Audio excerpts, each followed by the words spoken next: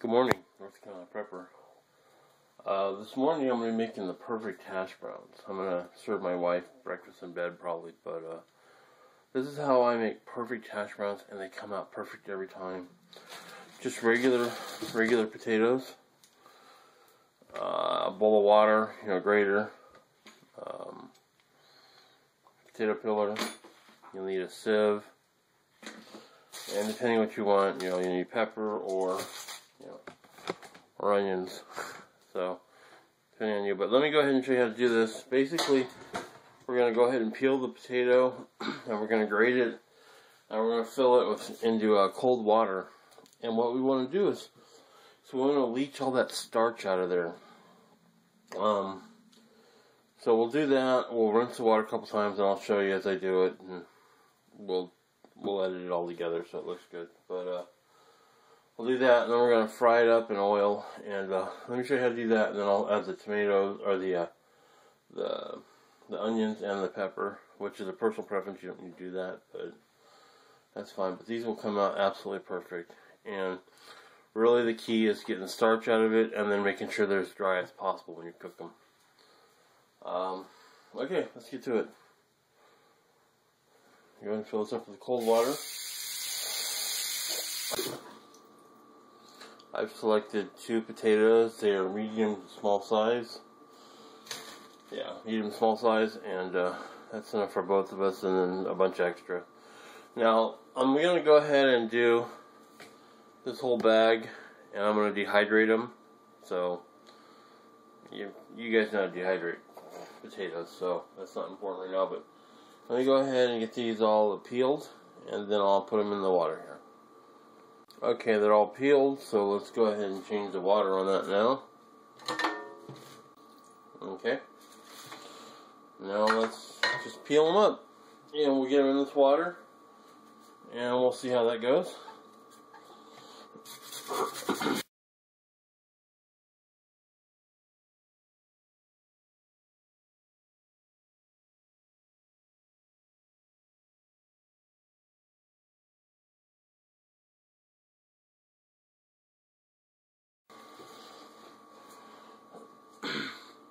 Okay, so we'll go ahead and do our first water change here, and get all that starch out of there. So let's go ahead and do that. Alright, we'll let that sit there for about 15 minutes and let it leach. The water is actually rather cold. As you can see, the water's about 50 degrees. 59 degrees. So, I'll be right back in about 15 minutes. Okay. It's been about 20 minutes actually, the water's clear. I just put this little screener on there to prevent anything from getting in there. It's really cold, and like as you can see, it's still white, Get a little quick mix around in there. That water is gosh dang cold. Now, what I would use this for is I go in there and scoop up, and that's basically one portion. What I'm doing in the other part. But let me go ahead and fill this up. And I use it to strain the potatoes and get the liquid out. Let me just push.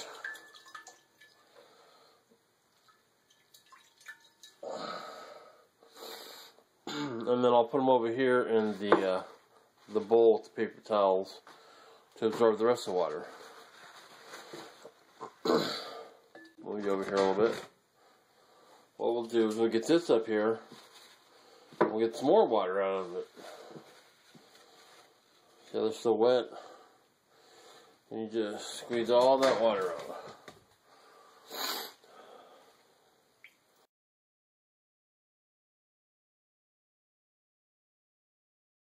It's ready to go.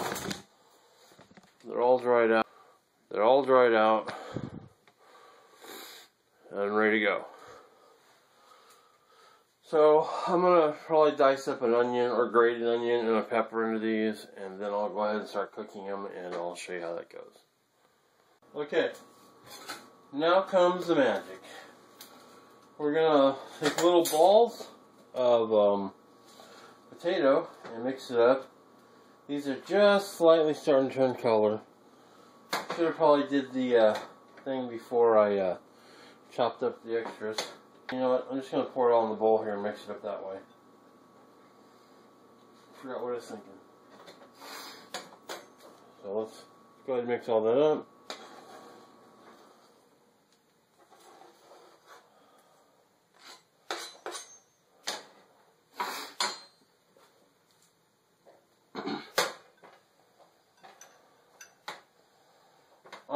I don't salt and pepper because everybody likes things differently here. So, we don't do that. I'll make a patty here. I'll make another one.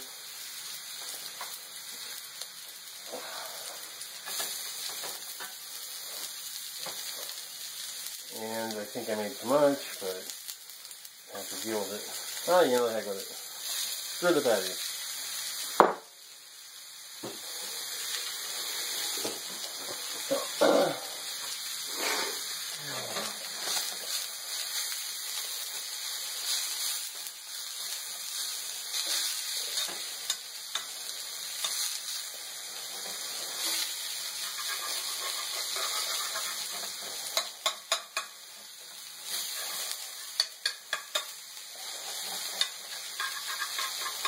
You may think this is too thick, but it's really not. So now we got 4 patties there. Just a little bit more oil. Each one so it cooks all the way through.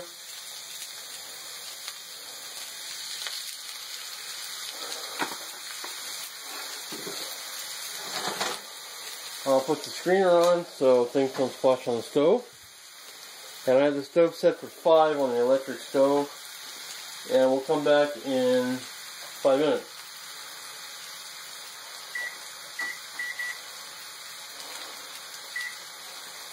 I'll see you in 5 minutes. Just gonna leave it alone.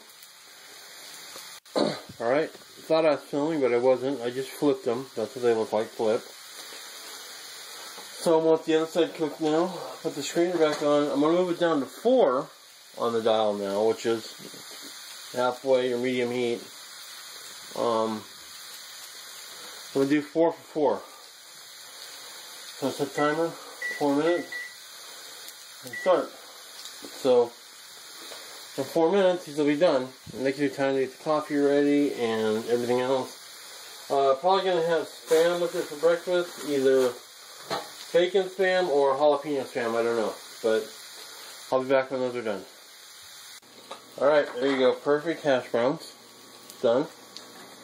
I'm going to put these over here to drain on a paper towel, and then I'll go over to that in a second. Like I said, there's a lot of oil on these. Oops, can I towel frame? No. Okay.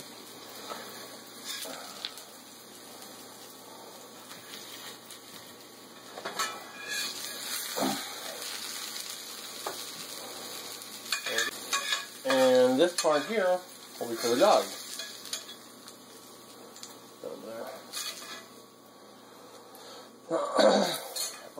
There we go. There you go. Perfect hash brown. Great. I didn't season them, but that's, you know, personal preference on people. Oh, we have to drain these now. Like I said, they are full of oil, as you can see. So, there you go. Do that. Make breakfast for your loved ones. They will appreciate it more than you know. It's a nice gesture, but that's perfect hash browns. Oh, they'll come out just perfect. The absolute key, though, is to get them dry before putting them in the oil so you don't have oil blow up in your face. And also, they'll cook better. Much better if they're dry. The moisture in the container make the hash browns blow apart. So, there you go. 4 hash browns. Have a great day. Please rate and subscribe.